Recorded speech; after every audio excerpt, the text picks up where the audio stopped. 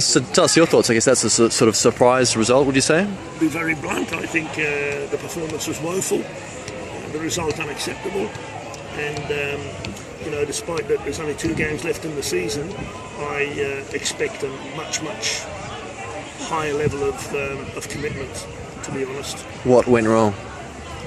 Well, I think we, clearly we just thought that we're going to run over these kids, but they're a very talented bunch of youngsters, and they taught us a football lesson. What happened in the midfield? I guess you struggled to hold on to possession. Why was that so? Like I said, I'm being very blunt. We couldn't keep the ball. They pressured us on the ball all the time, and for a bunch of 16 and 17-year-olds, they outwitted us. They outplayed us.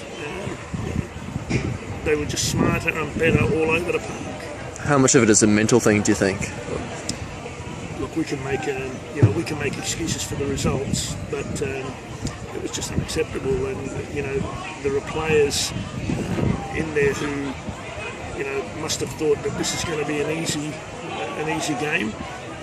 And I warned everybody beforehand that this is no easy game. These boys, these kids at the QAS, they beat the Strikers, so they've got the pedigree, and I just think that my boys went out there thinking it's going to be a fait accompli.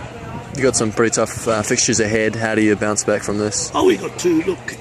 To be perfectly honest, we've been looking at next season now for a couple of weeks. Once we're out of contention for the finals, that's what you've got to do. So I was pretty happy with the performance of Ethan Doherty, our 16-year-old, Luke Perron, at right. So the youngsters coming through are actually getting some experience at this level, and that's a positive. That's a positive for us. And then it's just a question of preparing for next year and seeing what we have to do to continue the program next year. And how disappointing the context? Like, if ever they needed to be up for a game, it needed to be this in front of the home crowd against last place team. You seem disappointed in that as well too, not just the result. I'm not going to hide it. I'm disappointed, bitterly disappointed.